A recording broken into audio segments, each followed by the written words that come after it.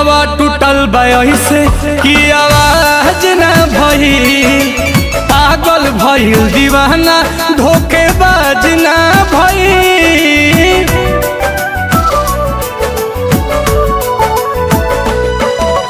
हंसे ले ऐसे जैसे ओकरा लाज ना भइल, लागता कि हूँ प्यार के मोहताज ना भइल।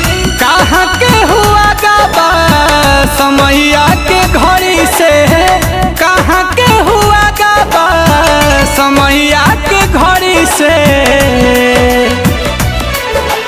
हमारा से ऐसे जुदा हो गइल जैसे होला दिसंबर जनवरी से।